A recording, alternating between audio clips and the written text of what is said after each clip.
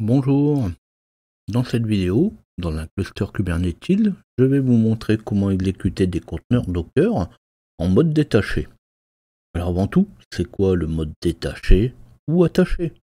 Pour résumer, c'est pouvoir se connecter, entrer dans un conteneur et pouvoir le quitter sans qu'il s'arrête. Alors bien sûr, il y a une raison à ça. On sait aujourd'hui qu'il existe des centaines de milliers de conteneurs. Et parmi ces conteneurs, on y trouve un tas de distributions, comme CentOS, Debian, Ubuntu, Alma Linux, Rocky, Kali. Bien sûr, il en existe bien plus. Alors pourquoi pas créer alors des conteneurs d'OS? Je termine souvent avec ça. Dans mes présentations de Docker ou de Kubernetes, je me connecte dans un conteneur et j'y montre que je suis connecté dans un système d'exploitation différent. Mais quand je quitte ce conteneur, il se ferme. Je perds les actions que j'y ai fait. Mais surtout, je ne peux plus y revenir. Ça, c'est ce que j'explique pour résumer. On va voir comment reprendre un conteneur et s'y reconnecter. Quand j'aurai montré comment faire, on pourra alors envisager plein d'utilisations. Par exemple, des utilisations de test, de développement. Et, pourquoi pas encore, multiplier facilement les clients. Là encore, j'ai plein d'idées là-dessus. Alors je vais montrer ça pour Docker dans un premier temps, puis on passera sur Kubernetes. C'est quand même ce qui nous intéresse le plus aujourd'hui. Avant de passer au vif du sujet, pensez à vous abonner à la chaîne et activer la cloche pour recevoir les notifications de mes nouvelles vidéos. Pour me retrouver, vous pouvez aussi taper SJP Info dans votre navigateur.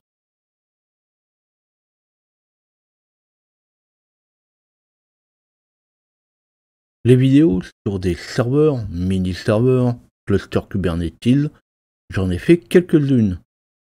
Il y avait la méthode simple comme MicroK8s et la version plus complète d'un cluster K8s.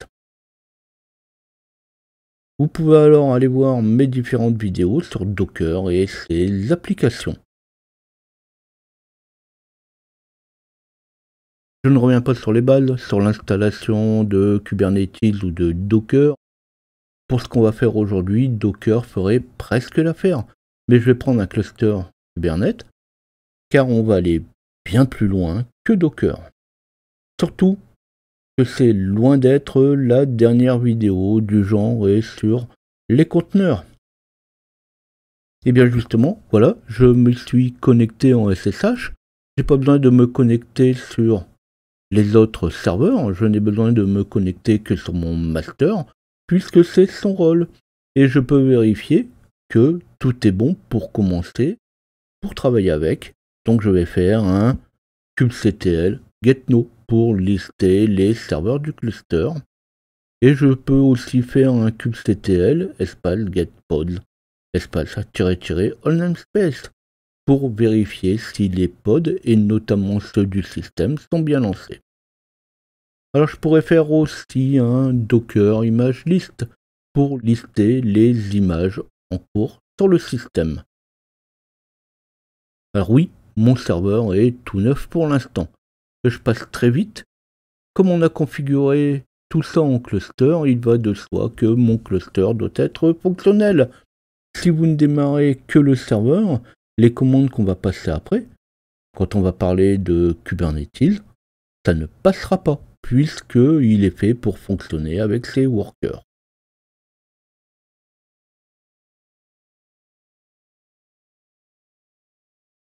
Je ne traîne pas, je vais passer tout de suite à ce qui m'intéresse. Ici, je vais créer un conteneur à base de Debian, pour commencer. Après, on ira chercher différentes distributions.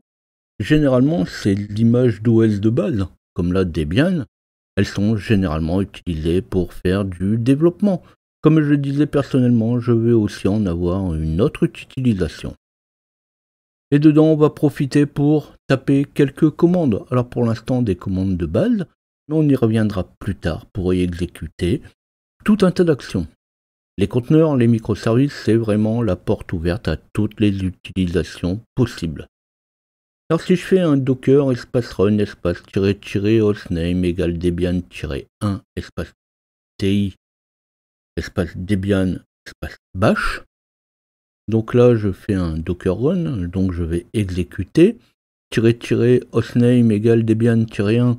Donc ça, je vais lui dire de créer un conteneur qui va s'appeler debian-1, espace-ti pour créer un terminal et l'intercepter. Debian, c'est l'image que j'utilise, et bash, c'est la commande que je vais lancer dedans. Eh bien, le conteneur va se terminer dès que je vais faire un exit. Si je fais alors un docker espace ps espace-l, je vais voir que le conteneur est bien arrêté. Alors L, c'est pas pour lister, L, c'est pour lost, pour afficher les derniers conteneurs. Donc si je refais un docker espace un run espace un --hostname égale debian1 espace ti espace debian espace bash, et bien pour quitter, je vais pas faire un exit, je vais faire un CTRL plus P plus Q. Cette fois, si je refais un docker ps-l, on va voir que le conteneur est toujours en exécution. On parle alors d'un mode détaché. On s'est détaché du conteneur. Et on a repris la main sur le serveur, puisque tant que je suis dans le conteneur, tant que je suis attaché au conteneur, eh bien je n'ai plus la main sur mon serveur à proprement parler. Alors que là, je laisse mon conteneur tourner avec mon CTRL plus P plus Q qui va permettre de quitter, et je vais pouvoir reprendre la main sur mon serveur. Alors j'aurais pu très bien faire directement avec un DTI, donc faire un docker espace run espace --hostname égale debian-1 espace -dti espace debian espace bash. Donc là, on va lancer mon conteneur directement en mode détaché. Le D va permettre aussi de rattacher avec un docker espace attache espace l'id ou le nom de mon conteneur. Alors on a lancé plusieurs conteneurs, on les a arrêtés, redémarrés, on a remis mon conteneur en mode détaché. Eh bien je peux faire un docker espace ps espace -n4. Le n, c'est le nombre de conteneurs qu'on va vouloir afficher.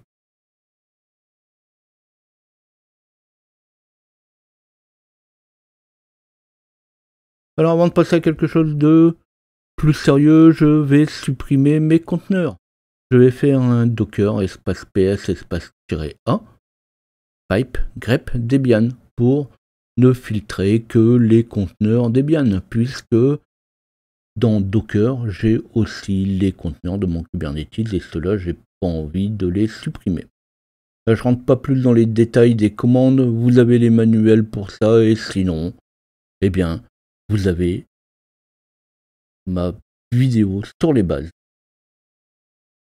Donc je vais faire un conteneur espace rm et les différents conteneurs que je veux supprimer.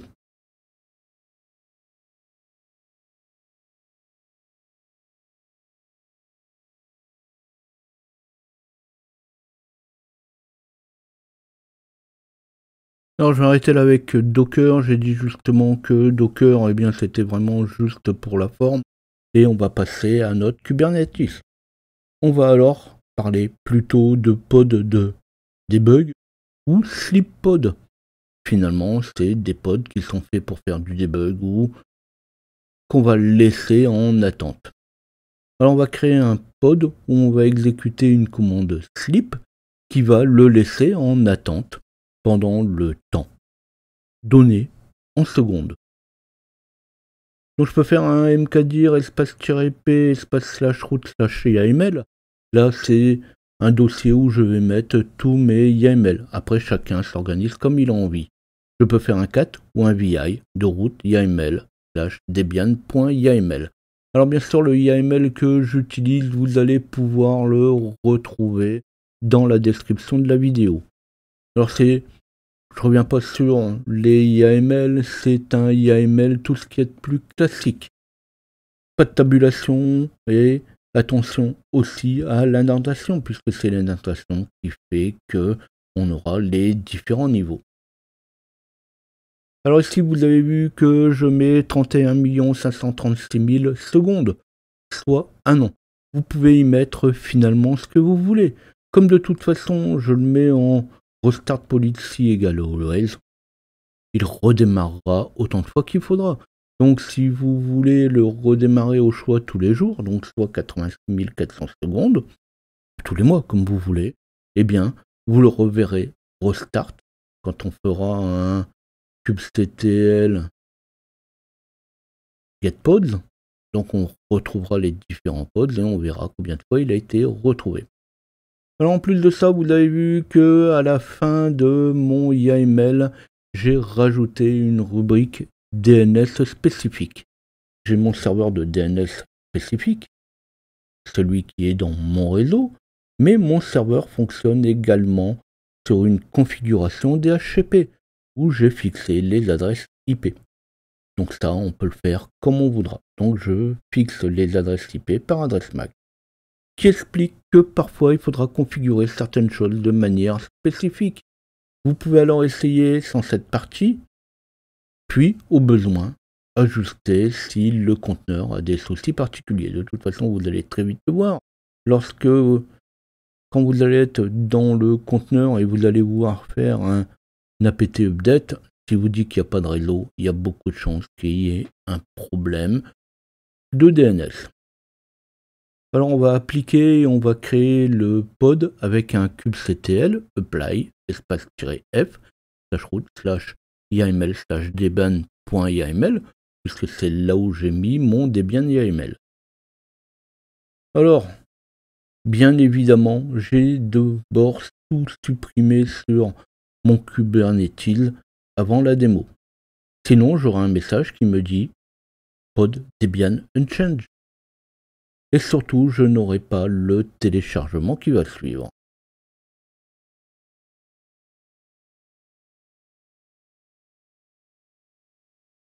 Alors pareil, je reviens pas beaucoup dessus, je vais très rapidement, puisque de toute façon, ça c'est des choses que j'ai déjà expliquées dans d'autres vidéos. Pour les infos sur le pod, eh bien, on peut faire un kubectl describe pod/debian espace-n default.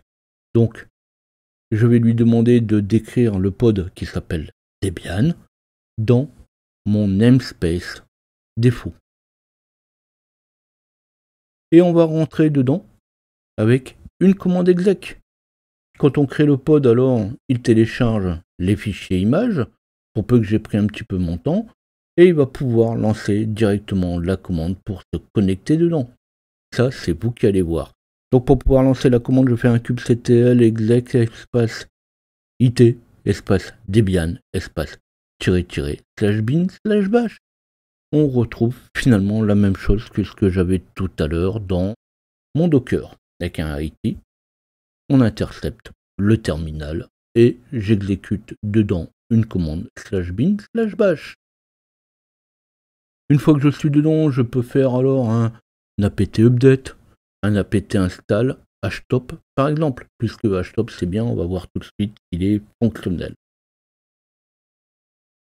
Alors comment on va améliorer maintenant tout ça? On peut le supprimer ou non. Ici je vais créer plusieurs conteneurs pour voir la différence entre les uns et les autres. Sinon pour supprimer un pod, on fait un kubectl espace delete espace-n default pod Debian. Je fais un kubectl, j'espace, je supprime quoi? Un pod qui s'appelle Debian ou dans mon namespace default. Alors parfois quand on lance cette commande, c'est quand même un peu long. Alors c'est juste une question de besoin ou de choix. Alors suivant qu'on fait un delete, on peut de nouveau le relancer avec un apply.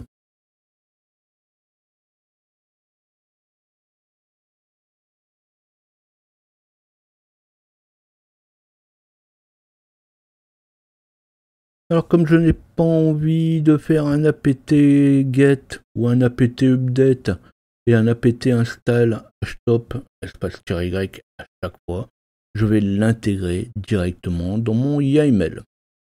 Alors ici, je peux prendre un deuxième YAML, donc je vais prendre un YAML qui s'appelle debian1.yaml pour pouvoir faire la différence, pour pouvoir montrer un petit peu les différentes évolutions entre chaque.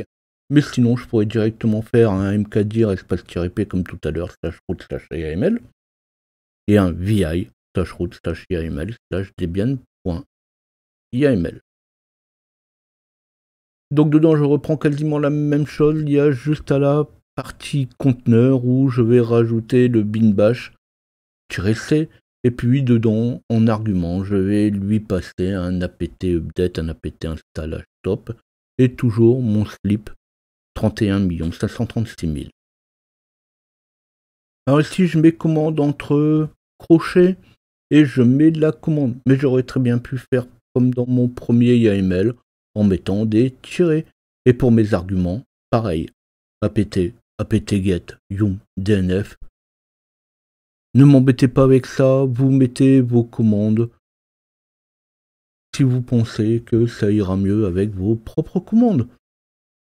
Vous l'écrivez comme vous le voulez, c'est du YAML, vous cherchez la syntaxe et c'est parti. Pour le contenu du YAML, c'est pareil, là c'est un exemple. Vous trouverez sur le site de Kubernetes tout ce que vous voulez sur la configuration, les différents paramètres qu'on peut y passer. Et bien sûr, une fois que mon YAML est écrit, je fais un kubectl apply espace-f/root/yaml/debian1.yaml pour créer et lancer mon conteneur. Et une fois qu'il est lancé, une fois qu'il est démarré, je ferai comme tout à l'heure. Pour pouvoir m'y connecter à l'intérieur, je ferai un kubectl espace-exec espace-it espace debian1, puisque ce coup-ci, mon conteneur s'appelle debian1, espace-bin/bash. Alors dedans, comme j'ai déjà fait un apt update et un apt get install htop espace-y, du coup, je n'ai pas besoin de lancer quoi que ce soit, et je peux lancer directement ma commande htop dedans, et on voit bien que htop y est déjà.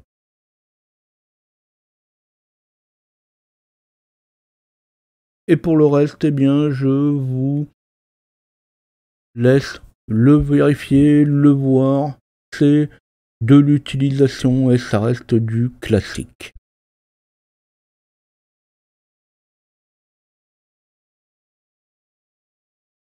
Alors ici, on vient de voir comment installer 2 ou 3 petites choses. C'est simple, mais efficace. Alors bien sûr, on va très vite se dire, ah tiens, je vais installer telle ou telle chose, je vais configurer tel ou tel truc. Alors cette fois, on va prévoir plus gros et plus lourd.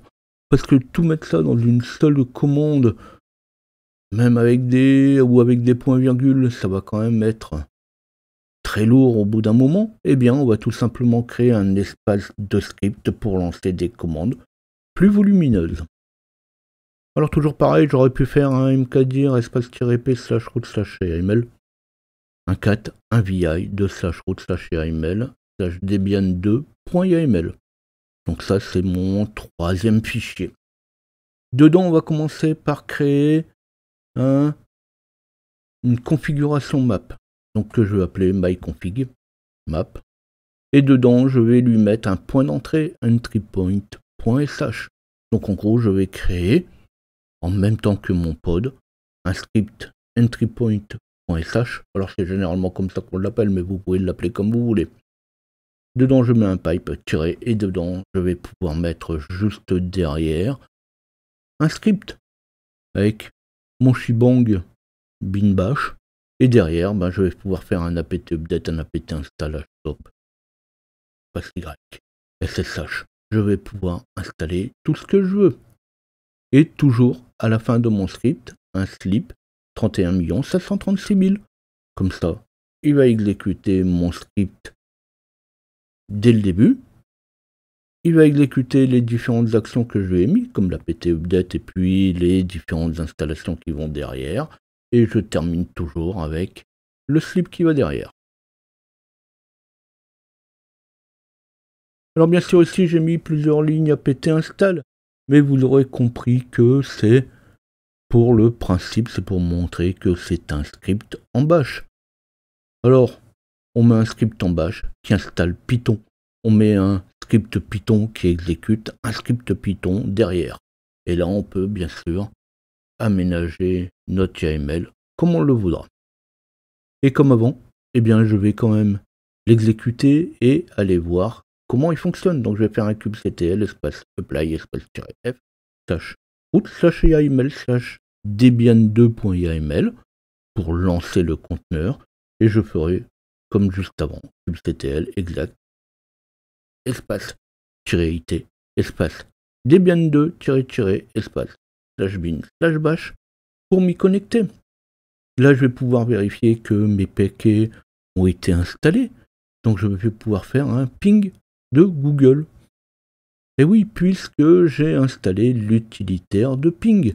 Mais je peux faire un SSH ou htop. Donc, on voit bien que les différents programmes que j'ai voulu installer ont été installés.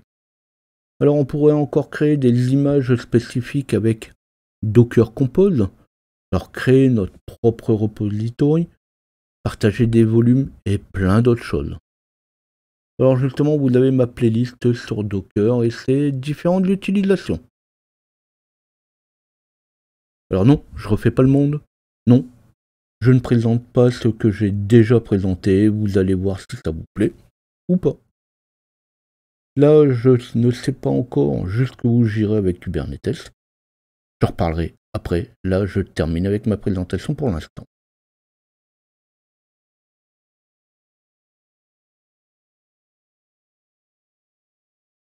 Au début, je disais que les différents nœuds du cluster doivent être démarrés pour pouvoir fonctionner correctement.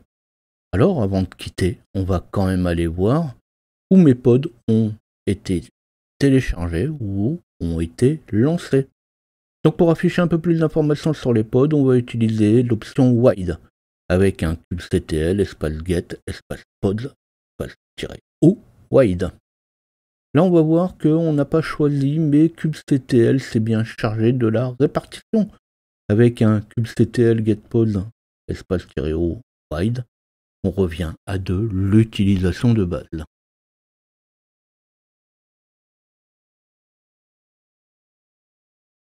Alors, je vais quand même m'arrêter là pour l'instant. Si vous n'avez pas un cluster Kubernetes sous la main, je ne saurais que vous conseiller d'en avoir un très vite. J'ai dit précédemment que je ne sais pas où je vais m'arrêter, mais j'ai quand même pas mal d'idées sur le sujet. Aujourd'hui, on vient de voir comment avoir un conteneur Debian avec des programmes déjà installés dedans. Pourquoi pas des services comme le SSH, l'HTTP, ou ce qu'on veut déjà de configurer. Pourquoi pas de l'Ubuntu, de la CentOS, du Mint, de la Kali.